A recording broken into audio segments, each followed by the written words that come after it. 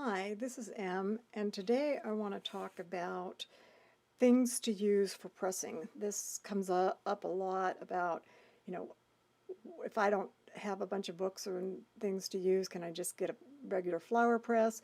What kind of paper should I use? And just some different ideas and techniques to help you get started if you're just starting out. If you already press flowers, then maybe this will just give you a couple other options to add to your press flower methods. And so if that sounds like something you're interested in, then please stay tuned and let's get started. The first thing I want to talk about is a couple of different ways or things that you can use to press flowers. There are on the market, if you search, things that are big for people that, like, I guess you'd call them pressure presses. They've got things that when you turn the knob, the knob turns down and presses on them. Those can get extremely expensive. So unless you're a professional and really need that level, just know that there are some larger presses out there that, hydraulic down, or they turn down with a big knob, on a threaded rod for applying pressure. But for most home users, and myself included, I rely on things like books or cement blocks. So I'll go into more detail about that in a minute, but first let's talk about a couple of things that you can buy on the market. I have sold presses in the past. These are the only ones I have left. These three. This is it. Everything else that I started the year with has sold out. And once these are gone, they're gone. I won't be getting any more presses in. In any event, this will give you an idea of some of the presses that are on the market, or if you are thinking about making your own, this will give you kind of like a little template. So the first one I have is just labeled as a kid's press. I used to have a little flower and leaf press which was the same size. Basically it's the same thing. They were just catering to a different market. So you don't have to be a kid to use this press. It's just how they were marketing it. And what it is layers of cardboard. I think this one's got, I think it's got 6. My listing tells exactly how many. And then it's got, you can't see it very well, but down here it has some blotter paper, and then there's a little instruction sheet. This is a little instruction sheet, and it cinches up with these straps. So it's very handy for hiking. I really like these for hiking because it's simple. It can fit in your purse or backpack, and it works. It's effective. This one is different from the strap one. This one has hardware, and you put your bolts through the 4 corners, and then you use the nuts and you cinch it down, and then as the flowers dry and they don't take up as much space, and you keep cinching. Same thing with the straps. You gotta cinch them every once in a while, because imagine if you had all these layers of flowers, this press is going to be pretty thick, and as the flowers dry, it's going to shrink down. And so no matter what you're using, if you're using the straps or using these, you gotta cinch it down, or cinch the straps down as this compresses.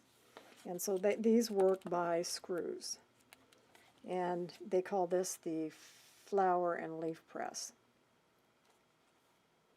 And again, this has blotter paper and cardboard. The other one, which I've either posted or will be posting a video about, is pressing with a microwave, and this is the Flowr Max. And I'm not going to go into any details about using this here, because I will be having, or have just posted, a video about microwave presses that you might want to look out for, and if I've posted it already, I will put a link down in the description below. Just know that there are presses out there on the market specifically geared towards using your microwave.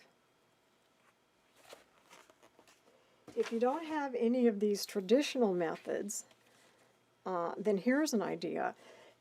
First of all, you can either use old phone books, other things like that for pressing, as long as, I sound like a broken record, as long as it's non-glossy. You want some absorbency. The trick to getting pressed flowers through more successfully is to try to get them to dry as fast as possible.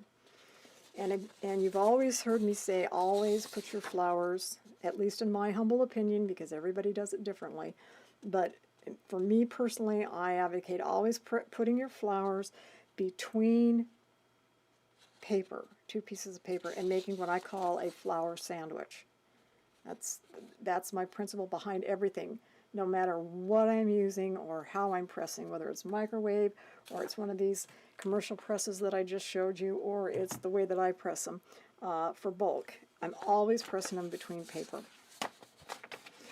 So one thing that you can do is you can take, if you just want to do it simply, is you can take, let me show you how I did this. Okay.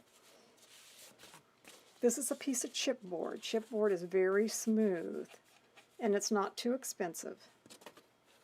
And then a piece of cardboard. What the cardboard does is it lets the air circulate through there. That's the purpose of the cardboard, is to get air going through the layers. And then another piece of chipboard. Why am I using two chipboards instead of just cardboard? I wouldn't use the chipboard if this cardboard was super smooth, but the problem is all the cardboard that I have has ridges, which you may have heard me talk about if you've watched my other videos. So all this chipboard is doing is giving me a smooth surface on both sides of the cardboard so that the cardboard texture doesn't get into my flowers. So one simple way to do it is to simply get some chipboard and cardboard and make your own layers. So set down on that layer. Get yourself two pieces of paper, and while we're talking about paper, here's what I use. Now, this paper here is paper that I have already used in prior pressing sessions that I always save because I'll either put it down if I'm crafting, because I don't care if there's some blemishes on here, if I'm just using it as, to paint on, where I'm doing a maybe a tag or something, and I'm doing an art technique, and I want something in the background so that when the paint goes off the tag, it doesn't get on my table or something. If they're not blemished or they're looking good, or like side is, these are all pretty blemished. Let's say this side. I'd use this side again to press with. So it just depends on the surface. If the surface is nice and clean or not damaged, I just keep recycling them over and over and over. And what this is this is simply some sort of brown paper that's pretty absorbent. It's thicker than copier paper, but I don't know where to get it anymore. I'm asked about it all the time.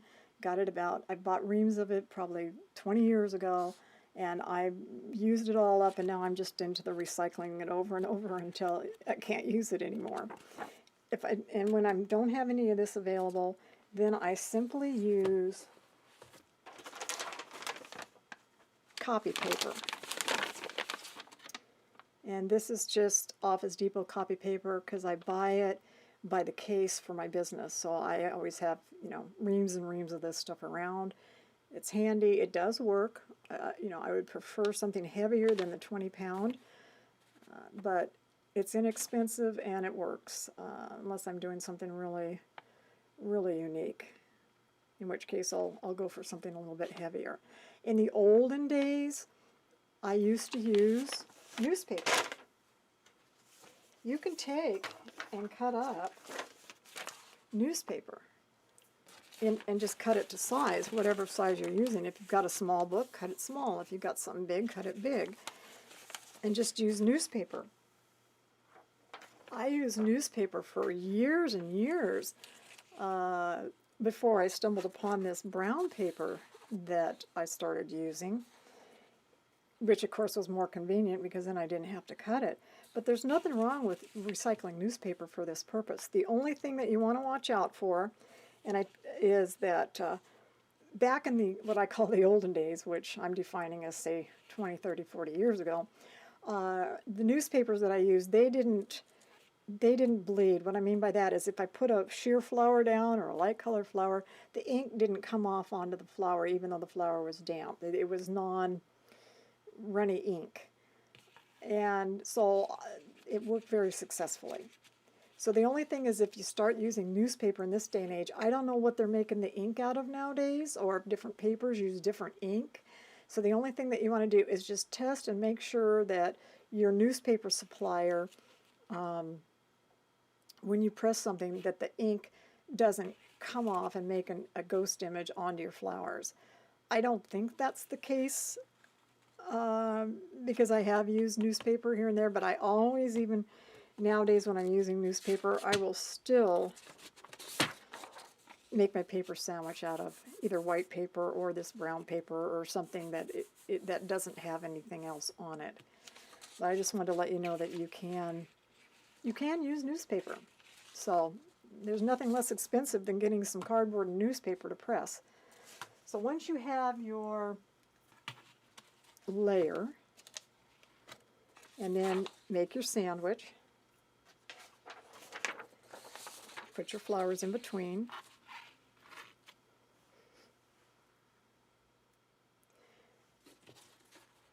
Then take another layer, which right now in this example is our 2 pieces of chipboard and cardstock, and put it on top. So now you have one bundle. And if that's all the flowers you have, then that's perfectly sufficient. If you've got a lot more flowers, then just keep building bundles. Now you're ready just at this point to add another piece of paper, put your flowers on, put your other one on top to make your flower sandwich, and then get another layer of chipboard and cardboard. And now you have 2 layers of flowers, sandwiches. And then if I want to do it again, same thing, just put another piece of paper down, lay your flowers on, another piece of paper on top, and then and you can keep building this, you know, as high, you know, for as many layers as you want. I probably wouldn't maybe do over maybe 10 layers this way. And you can just keep building this as many layers as you want. And then when you have your final layer done, okay, so now we're done. Let's say I've got 5 or 6 layers going on here. Then all you're going to do is take your little achievement, and then you're going to go and you're going to put a bunch of books on top, really heavy books, a bunch of layers, if books are all you have. I do so much pressing in bulk that I actually use cement blocks. That's what I use for my weights. And I actually have a video back in the past somewhere in my timeline where I show you my weights. I think it's called pressing weights or something. Type in weights, and it shows the cement blocks that I use. But before I had cement blocks, and back in the olden days, I just used heavy books. And then what I do, no matter what method I'm using, traditionally, even whether it's the market press or the way that I press, I wait about 2 days, and then I would take my cardboard layer off, and then I peek. And the reason I'm peeking is I just want to see, and I just do a little edge, is I just want to see how they're doing, if they're dry, well, they won't be dry, but what's going to, but what I will do is I will take my flower sandwich, and I will set them off to the side, like here. There's the flower sandwich. I'll take the cardboard off. Here's another flower sandwich. And I'll just, and I will start stacking them. I'll usually put a piece of cardboard in between. Take another flower sandwich. And I will leave them like this for about 3 or 4 hours. Sometimes I've forgotten about them and left them all day, but the point is I will leave them like that so that the air, they're out of the books and they're just getting, you know, some air. I don't put any weight on top of them. I just let them sit just like this. Then I go back and I will take and then I will put these flowers that have sat out in the air for a little bit into fresh.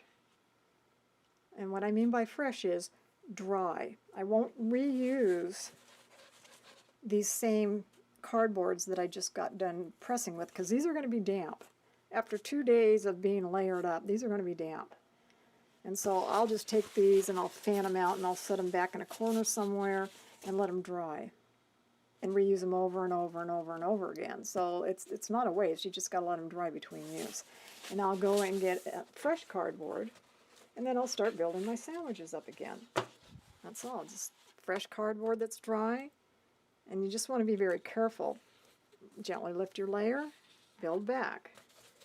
Take your dry cardboard, same thing, start building your pile back up until you've got everything all sandwiched up again. And then go put them back under your weight. Okay, let's just pretend that these are all sandwiched up again. And then go put them back, whatever your weight is. And then you can leave them however long you want. Now, it just depends. Are they leaves or something, or flowers that are really sheer? They're going to press pretty quick. If it's something thicker, then I will go through this rotation, take them out, let them dry for a few hours, put them back into dry, fresh cardboard. And usually I call that rotating, and I will usually rotate them, generally speaking, at least twice during the process. If something's really thick or wet, I might do it 3 times. And then at that point, because I check each time, I peek each time that I'm rotating them to see, so I have a pretty good idea how dry they are when I do that. Once I consider them being pressed under weight to be basically dry, dry enough, I will take them out of their books and I will set them into these bundles, kind of like what I just showed you. This is a piece of cardboard, piece of chipboard, and then there's flowers in here. Okay. And then here's another piece of chipboard, and there's flowers in here. And here's another piece of chipboard, and there's flowers in here. So you get the idea. This whole bundle here is paper sandwiches full of flowers. And they're just waiting for me to put them away in their final spot until they're ready to use.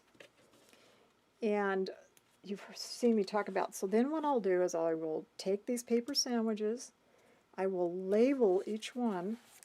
Say, here's a paper sandwich.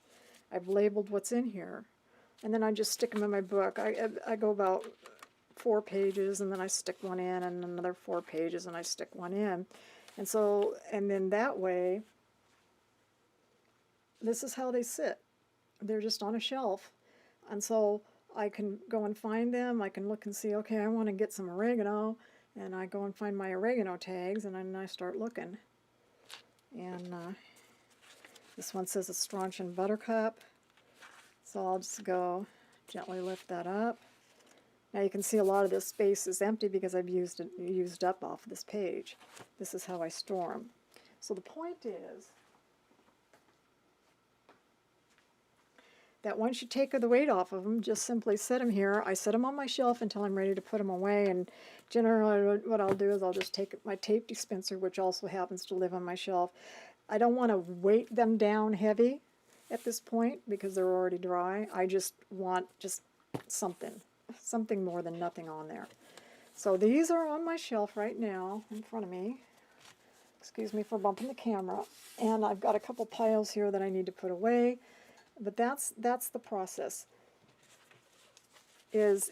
My process is basically using these here, only I press in a book. My paper sandwiches are flowers, another piece of paper on top, put them in a book. And backing the book is chipboard cardboard on the bottom, and then the chipboard cardboard chipboard. And then I'll do another layer, chipboard, cardboard, chipboard. So the only variance that I do personally is I have all of these books and I use these books. But I used to be a real estate agent back in the day when they used to actually print these MLS listings off, and this paper was perfect. And I just reuse these over and over again. I mean, I've got some back from the, 1999, 1998, 1997, and I just keep using them over and over. When I'm, if you're using magazines or books, you just want to make sure that once you were rotating, that you let those dry. So, for example, here's my pile. That's how I dry them. This had paper in it. I take my paper sandwich out. Usually what I'll do is I'll fan it a couple times. And then, but this is a bundle that I had drying from paper sandwiches I took out several of days back. And I'm going to press this afternoon, so I just brought them over close to where I'm working. And then I'll grab a book and start using it for my today's pressing cycle. So that's what I do. That's some ideas of what you may be able to do. And like I say, probably the least expensive way to go is to pick up some chipboard and cardboard and paper and some books. So there's really no reason not to give it a try. If you're worried about the expense, it's very, I mean, for, $10 or something, you should be able to pick up some chipboard and cardboard. Or maybe you already have some laying around that you can recycle. Just make sure that whatever you use is porous and smooth. And that should be successful for you. Hopefully that will help you get some results that you'd like. Just remember, however, the last thing I want to say is that there are some flowers and leaves that no matter what you do, you won't get them through the press. They just won't, for whatever reason. And I've even had some flowers that were successful one time of the year, or 1 year, that were unsuccessful another time of the year, or a different year. So it really just all depends.